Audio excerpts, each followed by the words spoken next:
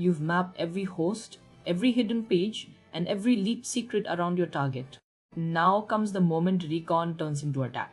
Before you can exploit anything, you have to answer one question. What is this thing actually built from? What web server? What framework? What content management system? What exact versions? Because a vulnerability isn't universal, it belongs to a specific piece of software at a specific version. This episode is fingerprinting, identifying the precise technology stack behind a target so you know exactly which known weaknesses to aim at. Let's read the machine. Bridge. Everything up to now was about breadth, finding hosts, pages, endpoints, and intel. Fingerprinting is about depth on each one. For every live target you found, you now ask, what is it running? Think of it like a detective examining a locked building. Before you pick a lock, you identify the brand of lock, its model, and its year. Same idea here. Identify the software and version and the known ways in reveal themselves. Fingerprinting is the bridge from mapping the attack surface to actually attacking it. So what is fingerprinting? Every web application is a stack of technologies layered on top of each other. At the bottom, an operating system. Above it, a web server like Nginx or Apache. Then, a programming language like PHP, Python, or Node.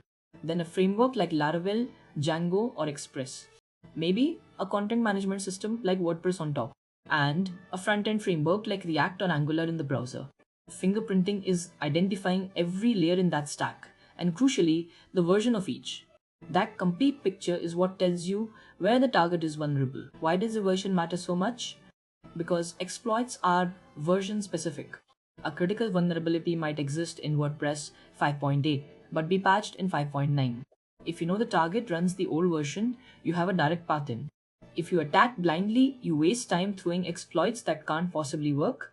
Fingerprinting turns guessing into precision. You identify the software, you look up its known vulnerabilities, and you aim only at the ones that actually apply. It is the difference between rattling every door and walking straight to the one that's unlocked. There are two ways to fingerprint, passive and active. Start passive because it's quiet. Passive fingerprinting means reading the clues the server volunteers without probing aggressively. Every response a web server sends is full of tells, the response headers, the cookies it sets, the structure of its HTML, the comments in the source, the paths to its files. You just load the page normally and read what it tells you.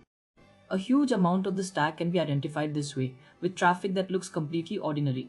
Okay, so always start here. The richest passive source is HTTP response headers. Every time a server responds, it sends back headers, and they leak the stack constantly. The server header often names the web server outright, like Nginx or Apache, sometimes with the exact version. The X powered by header frequently reveals the language or framework, like PHP with its version. Other headers hint at caching layers, load balancers, and security tools. So the very first move on any target is to look at its raw response headers. They hand you the foundation of the stack for free. Cookies are another quiet giveaway. When an application sets a session cookie, the name of that cookie often reveals the framework underneath. A cookie called PHPSESSID screams PHP.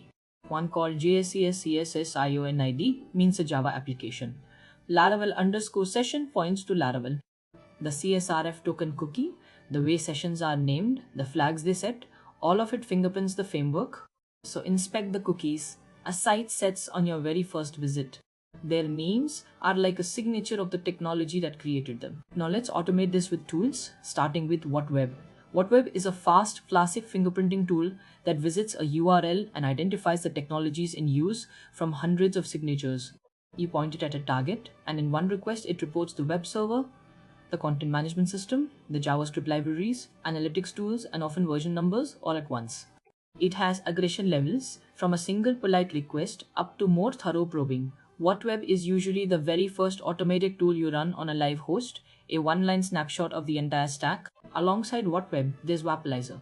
You may know it as a browser extension. Install it, visit any site, and its icon lights up with the full technology stack, the framework, the CMS, the analytics, the CDN, the e-commerce platform, everything. But Wappalyzer is also a command line tool and an API you can automate across thousands of hosts. It's fantastic for the visual, at-a-glance identification while you browse, and for bulk fingerprinting in your pipeline. Between Whatweb and Wappalyzer, most of the stack surfaces almost instantly. In a modern Recon pipeline, the workhorse is httpx. You've met it for probing live hosts, but it also does technology detection built in. Run httpx with its tech detect option across your entire list of live subdomains, and it annotates each one with the technologies it's running. Now you're not fingerprinting one site by hand, you're fingerprinting your whole attack surface at once, automatically. That lets you instantly spot the interesting targets, the one host still running an old server, the forgotten box on an outdated CMS. Fingerprint everything, then focus. Here's a slick technique: Favicon fingerprinting. That little icon in the browser tab is often the default icon shipped with a specific product or framework. So you compute the hash of the target's favicon and match it against a database of known favicon hashes. Instantly, you can identify that a site is running a particular admin panel, framework, or device, even when every other header has been stripped or hidden. Many Recon tools do this automatically. It's a beautiful trick. One tiny image file quietly identifying the software behind the whole application. Content management systems deserve special attention because so much of the web runs on them and they have huge, well-mapped attack surfaces. If you detect WordPress, you switch to a specialized tool, wpscan. It enumerates the exact WordPress version, every installed plugin and theme, and their versions, then flags the ones with known vulnerabilities. Plugins are the soft underbelly. Most WordPress breaches come through an outdated plugin, not the core. There are equivalent scanners for Drupal, Joomla, and others. Identify the CMS, then bring out the specialist tool built to take it apart. Before you get too excited, check for a bodyguard, a web application firewall, or WAF. A WAF sits in front of the application, inspecting your requests and blocking the ones that look malicious. If one's present, it changes your entire approach. You need to evade or account for it.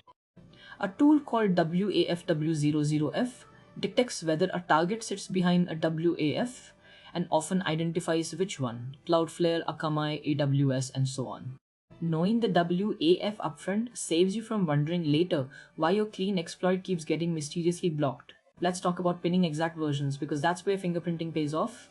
A version number turns a vague hunch into a targeted attack. You hunt versions in several places: the server and X powered by headers, the meta generator tag in the HTML, specific JavaScript and CSS file names that change between releases, README and changelog files left on the server, and error pages that reveal a framework and its build. Cross-reference these clues, and you can often nail the software down to a single, precise release. That exact number is the key to the next step, because once you have software plus version, you can look up its known vulnerabilities. Every publicly disclosed flaw gets a CVE, a unique identifier in a global database. So you take your finding, say Apache struts at a specific version, and you search the CVE databases, the National Vulnerability Database, or a local tool like searchsploit, which ships with a huge archive of public exploits. If your target's version appears with a known critical CVE and a public exploit exists, you may have found your way in. This is the exact moment Recon becomes exploitation. When passive clues run dry, you go active, carefully. Active fingerprinting means sending crafted requests to force the application to reveal itself. You request a page that doesn't exist and study the custom error page. Its style often names the framework. You look for default files that ship with known software, like a specific admin login path or a status endpoint. Some servers expose a status page like /server-status that leaks version and configuration. Active probing is louder and more detectable, so you do it deliberately and within scope, but it confirms what passive recon only hinted at. Don't forget the front end, because modern apps live in the browser.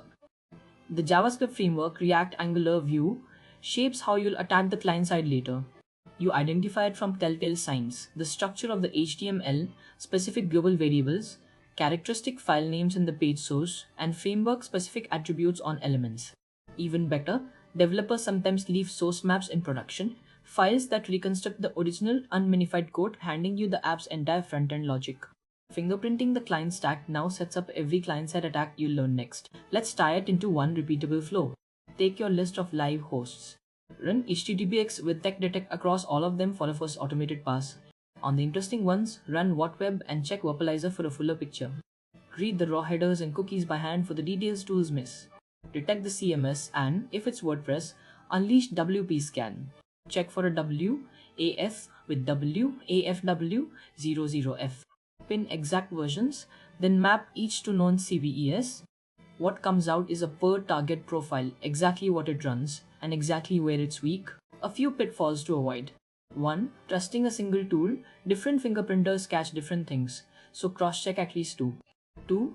Believing headers blindly, servers can be configured to lie, sending a fake server header to mislead you, so corroborate. 3. Ignoring the version, knowing its WordPress isn't enough, the exact version is what unlocks the CVE. 4. Forgetting the WAF and burning hours confused about why exploits fail.